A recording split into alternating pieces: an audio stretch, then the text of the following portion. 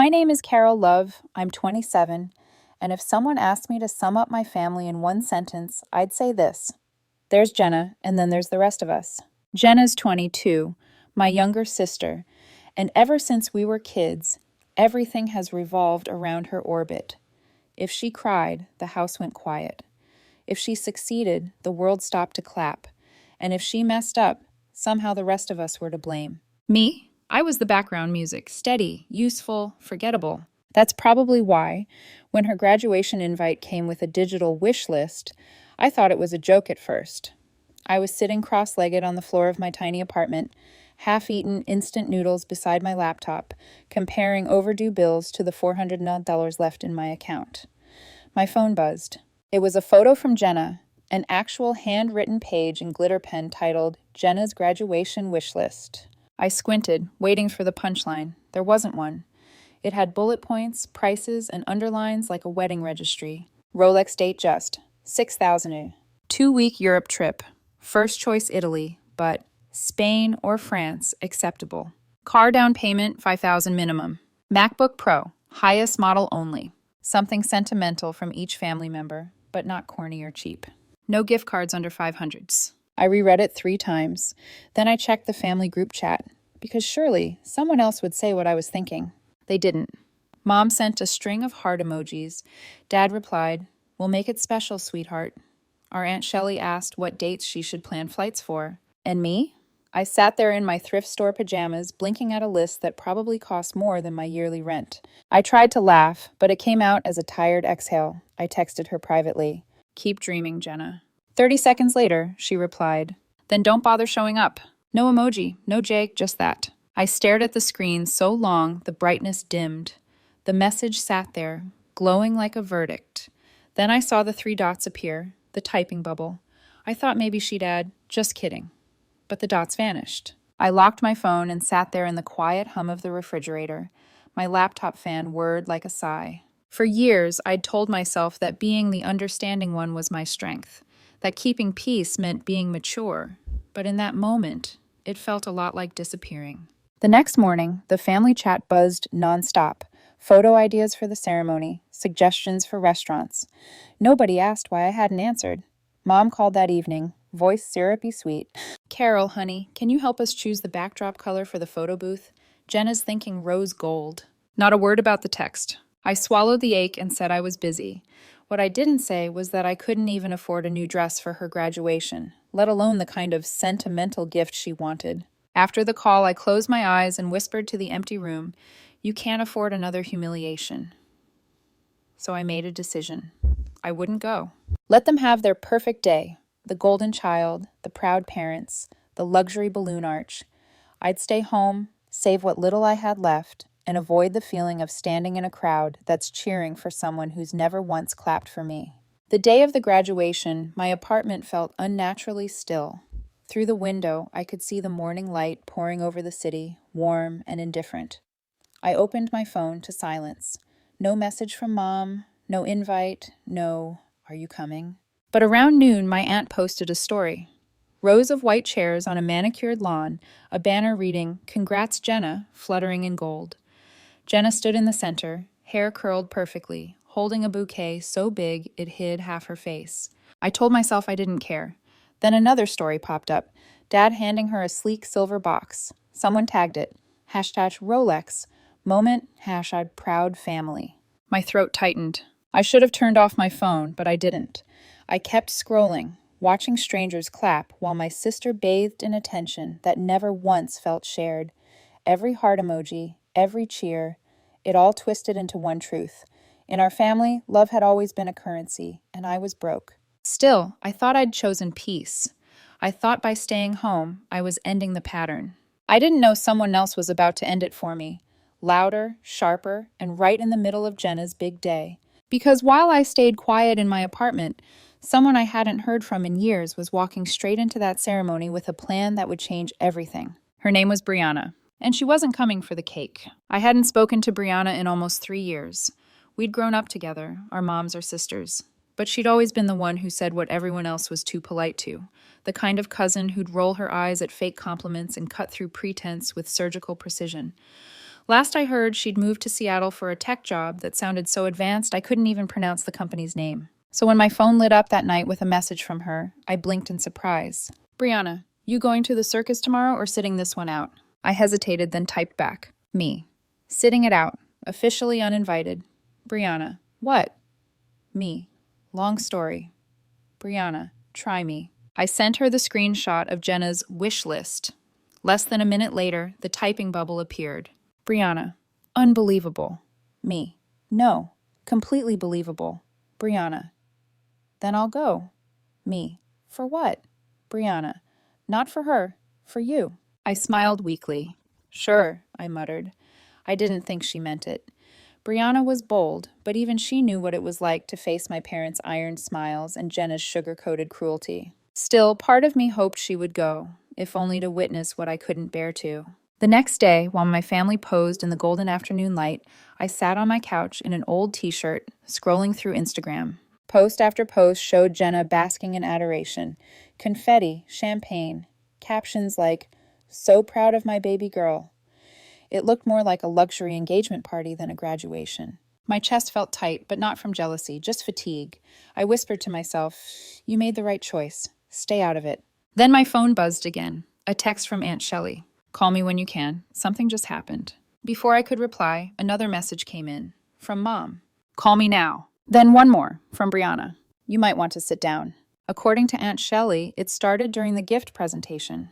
Dad had just handed Jenna a white envelope, part of the car down payment, when Uncle Bill passed her a wrapped silver box. Inside was the Rolex. The crowd gasped. Someone started clapping. And right as the applause rose, Brianna stepped forward. She was wearing a simple black dress and sunglasses, standing out like a bruise amid all that pastel. "Excuse me," she said loudly enough for everyone to hear. "Did you already get your $6,000 watch, or should I call Santa?" The tent went dead silent. Mom tried to laugh, her voice brittle. "Oh, Brianna, you're always joking." But Brianna didn't laugh. She reached into her purse and pulled out her phone. "I'm not joking. You sent this to your sister, didn't you?" She turned the screen around, Jenna's wish list glowing under the white lights. A ripple went through the crowd. Jenna froze, then forced a smile. "It was just a joke. Just banter." Brianna took a step closer. "You told Carol not to show up when she said she couldn't afford it. That's banter?" Gasps. My mother's face flushed pale. Dad cleared his throat, trying to diffuse it, but Brianna's words cut through the murmurs like glass. "You all clapped for her without asking who she stepped on to get here. Carol's working 2 jobs just to pay rent, and you're handing over Rolexes like party favors." Someone turned off the music. The only sound was the rustling of fabric and the faint buzz of a fly trapped near the dessert table. Jenna's lips trembled. "You don't know what you're talking about." "I know exactly what I'm talking about," Brianna interrupted. "I grew up watching your family bend over backwards for you while pretending Carol was fine. She's not fine, she's exhausted. You all broke her and called it support." My aunt later said Mom reached for a chair to steady herself. Dad just stood there, silent for the first time in forever. Jenna muttered, "You don't get it. I earned this. I worked."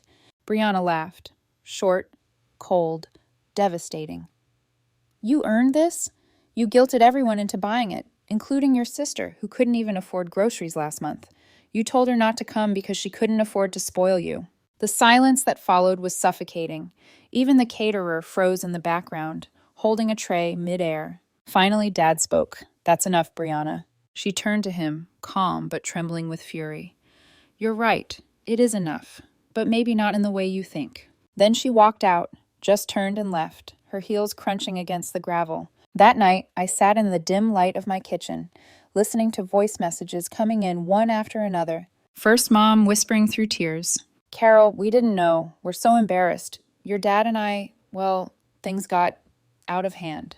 Then Dad's gravelly tone, "I should have stopped her years ago." And finally, Brianna's voice, fierce and unapologetic, "You don't need to thank me. Just don't ever let them make you small again." I pressed play on her message again and again, the corners of my mouth tightening between disbelief and relief. For the first time in my life, someone had stood up for me, without being asked, without hesitation, without apology.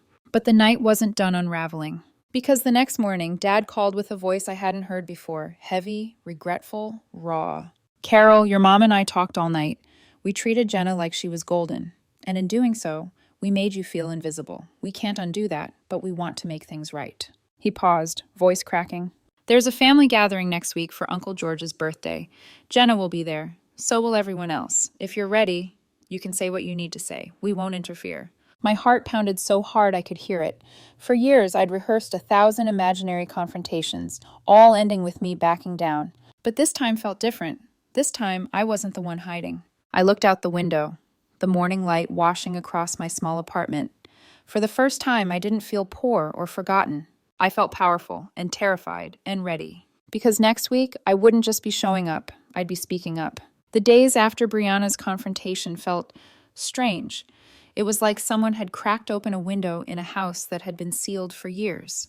Everything I'd swallowed for so long, the hurt, the resentment, the silence, suddenly had air to breathe. I woke up the next morning to dozens of unread messages from relatives. Some said, Brianna went too far. Others whispered, she only said what we were all thinking. And for once, I wasn't the one being judged. Still, my stomach twisted when Mom called again that evening. Her voice was softer this time, stripped of its usual varnish. Carol, we never meant to make you feel lesser. We thought you just needed space. I almost laughed. Space.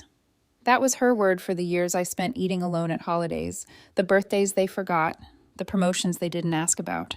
Mom, I said quietly, you didn't give me space. You erased me. She didn't respond. I could hear her breathing, the quiet tremor of guilt pressing through the line. You were always so strong, she finally whispered. We thought you didn't need us. The words stung because, in a twisted way, they were true. I had become strong because I had no other choice. 2 days later, Dad came by my apartment. That hadn't happened in years. He stood at my door, holding a grocery bag filled with pastries, looking smaller somehow. Your mom made me bring these, he said with a half smile that didn't reach his eyes. I motioned for him to sit, and for a long time, we didn't speak. Then, he said something that made me put down my coffee mid-sip. We broke you down without realizing it. We thought Jenna just needed more. But she didn't. We enabled her, and we forgot to see you. I felt my throat close up. Hearing my father say those words was like hearing a wall finally crack. He sighed, rubbing his temples. We want you to come into George's birthday next weekend. Jenna will be there. Your mom and I won't protect her this time. You can say whatever you need to say. It's time she heard it from you. I stared at him, unsure if I wanted to cry or laugh. He looked up, eyes heavy but sincere. We'll back you up this time, Carol. Something in me shifted. Not forgiveness, just gravity. The weight of being believed, finally. That night, I sat at my desk with an old shoebox I hadn't opened in years. Inside were photographs and scraps of my childhood, faded drawings, school awards, and birthday cards that always had Jenna's name written first. So proud of you, Jenna and Carol. You girls mean the world to us, especially Jenna, our little star. Every card told the same story. Then there was the one that broke me. A birthday photo from my college graduation day. Jenna grinning in the front row, wearing my cap for the picture because, as Mom had joked, she looks cuter in it. I remembered laughing then, but it hadn't been funny. It had been training me to swallow my feelings, to play the supporting role in my own life. I placed the photo back into the box and whispered, "Not this time." Over the next few days, I practiced what I'd say, not in front of a mirror, but inside my head. I didn't want a speech. I wanted truth. No dramatics, no rehearsed lines, just the words that had been building in me for years. Sometimes I'd wake up in the middle of the night with a line echoing in my head. You don't get to silence me by calling me bitter. Other times, I'd rehearse the calm part. I'm not here to shame you. I'm here to stop carrying the weight of your choices. It wasn't anger that kept me up. It was clarity. For the first time, I knew exactly what I wanted. Not revenge, not validation, just accountability. The morning of the party came faster than I expected. I slipped into a simple navy dress, the same one I'd worn to a job interview months ago. It wasn't fancy, but it made me feel grounded. I tied my hair back, took one long breath, and whispered, "You're not going there to win. You're going there to be free." When I pulled up to Uncle George's house, the driveway was packed. Laughter floated through the open doors. The smell of barbecue and vanilla cake filled the air. It was almost comforting, until I saw her. Jenna, radiant as ever, surrounded by people. Her laugh still rang like wind chimes, delicate and practiced. For a split second, I saw her as I used to, as the sister I wanted to love without resentment. Then she saw me. Her smile faltered, just slightly. She turned back to her friends as if nothing had happened. That was fine. She could pretend. I wasn't here to perform. Inside, Mom hugged me, like it had been years instead of months. Dad gave me a firm pat on the shoulder, his way of saying, I'm here. Even Brianna was there, leaning casually against the counter, sipping soda like she hadn't detonated an emotional bomb a week earlier. She raised her cup toward me. Ready to cause another scene? I smiled faintly. No scene, just truth. The room was warm and loud. People chatted, music played softly, and Jenna floated from group to group like a hostess in her own movie. But underneath it all, there was a current, an invisible tension humming between us. Every time she laughed, I caught Mom watching me, then looking away. Dad stayed near the window, quiet. When Uncle George called everyone to gather for his toast, my heart started pounding. This was it. This was my moment. I could stay quiet, keep peace, and walk away again. Or I could speak, finally, fully, honestly. As George lifted his glass, the chatter dimmed. Jenna stood near the center, all smiles. I felt Brianna's gaze on me, steady and silent encouragement. And before I could second-guess myself, I rose from my chair. Actually, before we toast, there's something I need to say.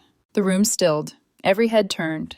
Jenna blinked, a tiny flicker of panic breaking through her polished calm. I took a deep breath. My hands trembled, but my voice didn't. I didn't skip my sister's graduation because I was busy. I skipped it because she told me not to come, because I couldn't afford the luxury gifts she demanded. Gasps. A fork clattered onto a plate. And you all let it happen, I continued. You didn't question it. You just kept clapping. You've treated her as golden for so long that you forgot the rest of us were bleeding trying to make her shine. The room was frozen. Even the air felt heavy. I'm not saying this for pity, I said softly. I'm saying it because I'm done pretending it's okay. I'm done being the quiet one who always understands but is never understood. I turned to Jenna. She opened her mouth to speak, but I wasn't done. You've gotten everything you ever wanted, but never a reality check. That ends today. And for the first time in my life, she didn't have a comeback. The silence after my last words felt like standing in the eye of a storm, eerily calm, but charged enough to make your skin prickle. No one dared move. Even the music had stopped. Jenna's lips parted, but nothing came out. Her polished confidence cracked. You could see it, the flicker of disbelief that someone had finally dared to speak the truth out loud. Mom whispered, "Carol," in that pleading tone she used whenever she wanted me to back down, but I didn't. Not this time. I looked straight at her and said, "Please, Mom, let me finish." She went quiet. Across the room, Brianna leaned against the counter, arms crossed, a faint, approving smirk playing on her lips. For years, I continued, I've watched this family bend over backwards for Jenna. I told myself it was harmless, that she just needed more attention. But what it really did was teach her that love comes with applause and excuses. I turned toward Jenna, whose mascara was beginning to smudge under the weight of every eye in that room. You told me not to come because I couldn't afford your fantasy. You didn't even ask if I was okay. Do you know what that felt like? Her voice cracked. Carol, I didn't mean it that way. Then how did you mean it? I asked quietly. Because you didn't text again. You didn't check in. You didn't even notice I was gone until Brianna embarrassed you. She swallowed, eyes darting toward Mom for rescue, but Mom didn't move. Even she seemed to know that this wasn't a moment to be fixed. It was a truth that had to bleed before it could heal. Then Brianna's voice cut through the silence, clear and cool. Carol, I think there's something Jenna should read. She walked forward, pulling a small envelope from her purse. My pulse quickened. This, Brianna said, holding it up, was found in Grandma's old writing box. She left one for each of you. I wasn't sure when to give them, but now feels right. She handed the envelope to Jenna. Jenna frowned, hesitated, then unfolded the note. The paper trembled in her hands. Her voice was barely a whisper as she began to read. My dearest Jenna, you've always been my sunshine. Bright, loud, impossible to ignore. But even sunshine can cast shadows. Remember, child, you are not owed the warmth of others. You must earn it by giving your own. Her hands shook. Tears welled up, but she kept reading. You've spent so long being adored that you've forgotten to look behind you, to see the quiet ones holding the roof up. One day you'll realize love isn't the gifts you receive, it's the sacrifices you never noticed. If that day has come, listen, not with your ears, but with your humility. With all my love, Grandma. The letter slipped from Jenna's fingers. It fluttered to the floor like a fallen feather. No one spoke, not even Brianna. Jenna stood there, her face blotchy, her breathing uneven. Then, without a word, she turned and walked out of the room. Her heels clicked across the floor, each step sharper than the last, until the front door closed behind her with a dull thud.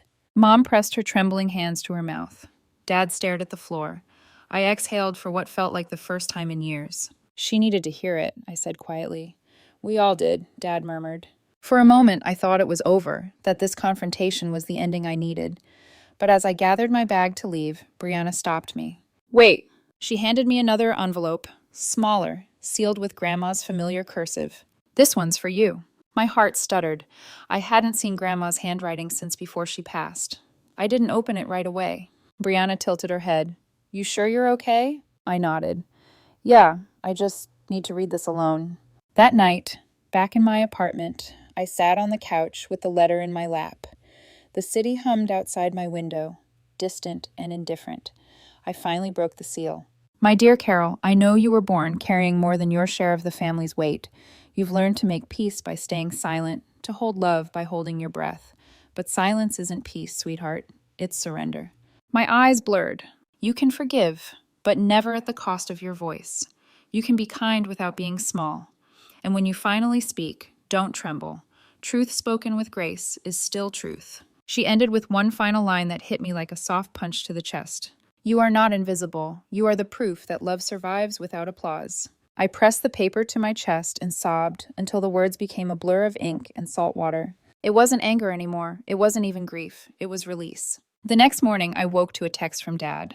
Jenna wants to talk. Come for dinner tonight if you're ready. I didn't reply right away. I just stared at the message, Grandma's letter still lying open beside my bed. I didn't know if I was ready to forgive her, but I did know this. For once, the choice was mine. And that was new.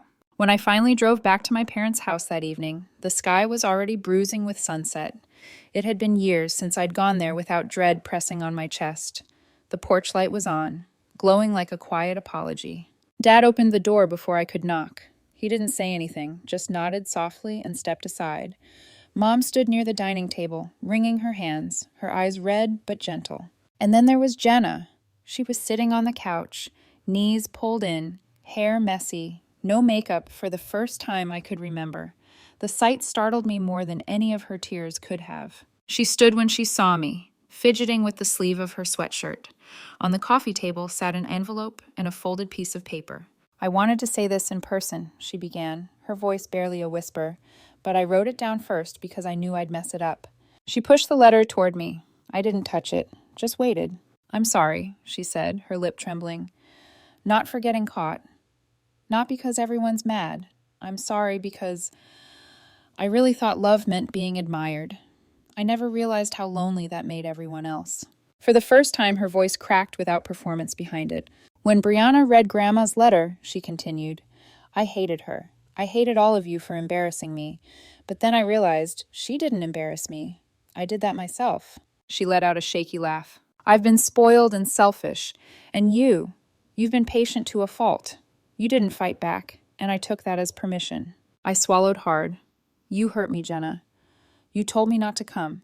You made me feel small for not having money I was already breaking myself to earn. She nodded quickly. I know, and I don't expect you to forgive me tonight. I just needed you to know that I get it now, finally. She sat down, wiping her eyes with the back of her sleeve. I sold the Rolex, she whispered, used the money to pay back part of the car fund, and the rest went to pay off the balance on your rent. I didn't tell Mom and Dad. I just wanted to do one right thing without making it about me. My throat tightened. Jenna, you didn't have to. I did, she interrupted, because I never once gave back what I took for granted. I looked at her, really looked at her. Not as the golden child, not as my rival, but as my sister, the one who had finally seen herself in the mirror without a filter. Dinner was quiet that night. Mom didn't hover. Dad didn't play referee. There was an unfamiliar peace sitting between us. Awkward, but hopeful. When I stood to leave, Dad cleared his throat. Before you go, he said, raising his glass of water, I want to say something. He glanced around the table, then at me. For too long we cheered for the loudest voice and forgot the one who carried the silence. Carol, you taught this family something we should have learned long ago. That love isn't about who shines brightest, but who keeps showing up. I froze, blinking back tears I hadn't expected. And then, to my shock, Jenna lifted her glass too. To my sister, she said softly, who finally called me out and didn't let me ruin her peace. For the first time in our family's history, her toast wasn't followed by applause, just quiet, understanding smiles. And somehow, that felt better. Weeks passed. The group chat changed tone. Mom asked how I was doing before sending heart emojis to Jenna. Dad called just to talk, not to mediate, and Jenna, she actually listened. She stopped bragging online, started volunteering at a local community program, and even shared her story at a small college event about entitlement and empathy. When I saw the flyer, I didn't know whether to laugh or cry. But when she called afterward, her voice sounded different. Grounded. Real. I got accepted into a nonprofit management course, she said. I want to work with kids who never had the kind of safety net I abused. I was quiet for a moment. That's good, Jenna. Really good. She hesitated. You think Grandma would be proud? I smiled through the lump in my throat. I think she already is. Months later, as I was packing up my apartment to move into a better place, finally debt-free, I found Grandma's letter again. The ink had faded a little, but her words still glowed in that delicate, looping script. You are not invisible. You are the proof that love survives without applause. I tucked it into a frame and placed it by my new window. That night, Jenna texted me a picture of the same letter. Hers now folded, worn, but cherished. She'd hung it by her desk, beside a photo of us as kids. Thank you for not giving up on me, even when I made it hard to love me. For the first time in years, I didn't feel anger or pity or exhaustion, just warmth. Because I realized forgiveness isn't a gift you give to others. It's the permission you give yourself to move on. Healing didn't erase what happened, but it stopped me from carrying it alone. And as for Jenna, she's not perfect, but she's trying. No Rolex, no spotlight, no applause. Just effort. And that, finally, was enough.